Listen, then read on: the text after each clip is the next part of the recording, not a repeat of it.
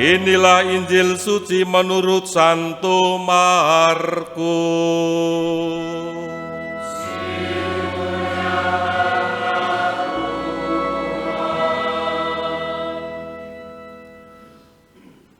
Pada suatu hari, serombongan orang Farisi dan beberapa ahli Taurat dari Yerusalem datang menemui Yesus. Mereka melihat beberapa murid Yesus makan dengan tangan najis, yaitu dengan tangan yang tidak dibasuh. Sebab orang-orang Farisi, seperti orang-orang Yahudi lainnya, tidak makan tanpa membasuh tangan lebih dulu, karena mereka berpegang pada adat istiadat nenek moyang. Dan kalau pulang dari pasar, mereka juga tidak makan kalau tidak lebih dahulu membersihkan dirinya. Banyak warisan lain lagi yang mereka pegang, umpamanya hal mencuci cawan, kendi, dan perkakas tembaga.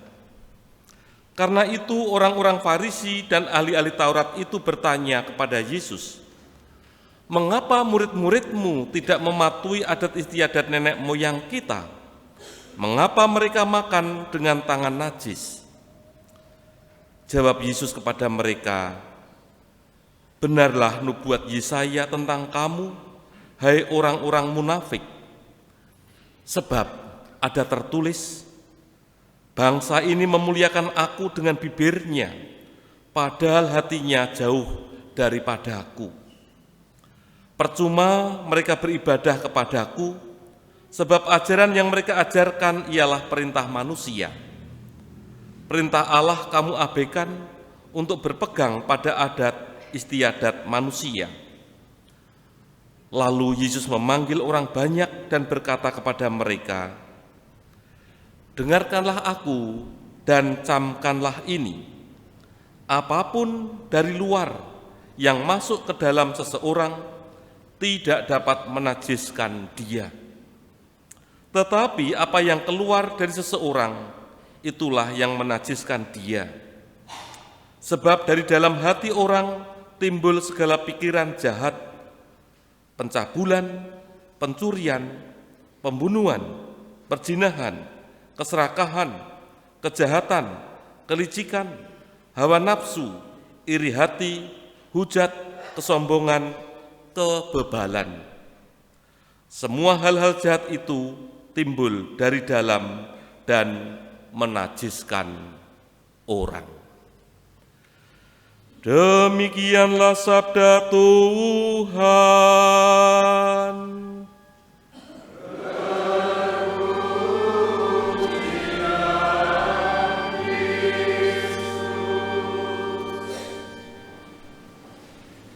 Para suster, bruder, ibu bapak, dan saudara-saudari yang terkasih dalam Kristus,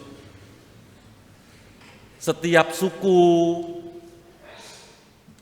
biasanya mempunyai yang namanya praktek kesalehan dalam hidup mereka. Kalau orang Jawa, praktek kesalehan itu misalnya berpuasa setiap hari Senin dan Kemis. Poso Senin Kemis itu adalah praktek kesalehan. Orang Katolik, apa praktek kesalehannya?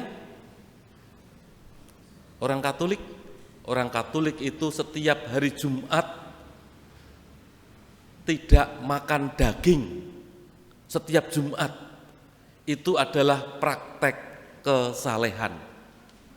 Orang Batak itu marsubang, saudara ya. Marsubang itu tidak makan daging, tetapi makan sayur-sayuran. Kalaupun ada daging-daging tertentu, memang mereka itu tidak makan. Ini adalah praktek kesalehan. Tidak boleh makan di depan pintu. Itu ora elok. Ya nanti mengganggu orang jalan, masalahnya kan itu. Itu adalah praktek kesalehan. Dalam bacaan Injil yang kita dengarkan pada hari ini, di kalangan orang-orang Yahudi, orang-orang Farisi dan ahli-ahli Taurat juga mempunyai praktek kesalehan di dalam hidup mereka. Salah satunya adalah membasuh tangan lebih dulu sebelum makan. Membasuh tangan sampai ke siku. Mereka pulang dari pasar lalu juga akan membersihkan diri. Mereka akan mencuci cawan, kendi, dan perkakas tembaga, disebutkan dalam bacaan Injil hari ini. Ini adalah praktek kesalehan. Sesuatu yang baik sebetulnya. Tetapi disayangkan sesuatu yang baik ini sifatnya hanya luaran, hanya fisik. Tidak sampai pada tingkat rohani di dalam kehidupan mereka. Mereka itu membersihkan tangannya takut kalau najis ketika makan, tetapi dalam praktek hidupnya mereka berlaku tidak adil. Maka praktek-praktek kesalehan yang baik itu, tetapi dalam tataran fisik tidak sampai pada tataran rohani, dikritik oleh Yesus. Ketika mereka bertanya, mengapa murid-muridmu tidak mematuhi adat istiadat nenek moyang kita? Mengapa mereka makan dengan tangan najis? Menurut mereka, makan dengan tidak membasuh tangan itu najis. Ya karena makannya pakai apa? Pakai tangan kan, dipuluk toh bahasa Jawanya. Kalau kita kan pakai sendok. Tidak cuci tangan enggak apa-apa gitu. Bagi mereka itu najis, maka lalu Yesus mengutip apa yang tertulis dalam kitab Nabi Yesaya. Hai orang-orang munafik, bangsa ini memuliakan aku dengan bibirnya, padahal hatinya jauh daripadaku. Percuma mereka beribadah kepadaku, sebab ajaran-ajaran yang mereka ajarkan ialah perintah manusia. Mereka itu lalu menjadi pribadi-pribadi yang munafik. Luarannya saja dibersihkan, mencuci tangan, mencuci cawan, kendi, dan perkakas tembaga, tetapi batin mereka tidak ikut dibersihkan. Maka Yesus mengajak mereka supaya mereka tidak hanya berpikir yang masuk ke dalam mulut saja yang najis, tetapi justru yang keluar dari mulut itulah yang najis. Maka apapun yang kita makan itu tidak najis itu ya. Tidak ada yang najis. Tetapi yang keluar dari mulut itu yang najis. Apa itu yang keluar dari mulut? Yang keluar dari mulut itu dalam bahasa Jawa pisuan-pisuan itu loh. Umpatan-umpatan itu najis. Maka kalau Bapak Ibu mau mengumpat, dipikir dulu. Ini adalah umpatan kata-kata yang najis. Kalau bertengkar itu yang keluar umpatan atau yang baik-baik? Bertengkar kok suruh yang baik-baik, itu bukan bertengkar Romo. Itu jelas umpatan. Lah bertengkar itu najis. Jelas ya? Silakan nanti bertengkar supaya najis. Kita memusuhi orang lain itu najis. Kita membenci orang lain itu najis.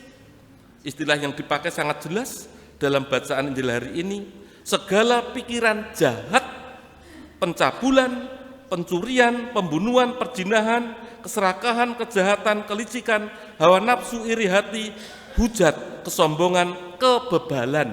Ini yang disebut dengan najis. Santo Yakobus juga berpesan kepada kita semua supaya kita menjadi pelaku firman, bukan sebagai pendengar firman. Artinya apa? Sabda Tuhan itu sampai terinternalisasi di dalam hidup kita sehingga kita ditransformasi oleh sabda Tuhan itu sendiri menjadi pelaku firman. Itu yang diharapkan. Maka mari Bapak, Ibu, dan saudara-saudari yang terkasih, praktek-praktek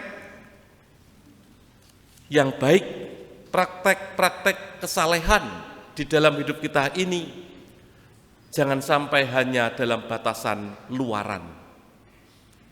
Poso Senin Kemis tujuannya untuk apa? Supaya saya menjadi orang yang nantinya langsing. Wah, itu kan luaran. Tetapi saya akan menjadi orang yang bijaksana, bisa menjadi pribadi yang sabar. Kan begitu. Semoga praktek-praktek kesalehan yang kita jalankan sebagai warga masyarakat, sebagai warga gereja, sebagai orang Katolik, bukan sekedar praktek-praktek kesalehan luaran, tetapi sampai pada perilaku hidup rohani bagi kita, sehingga praktek-praktek itu memang sungguh mengubah, mentransformasi diri kita menjadi pribadi-pribadi yang saleh, tidak hanya fisiknya, tetapi juga jiwa dan rohaninya. Kemuliaan kepada Bapa dan Putra dan Roh Kudus,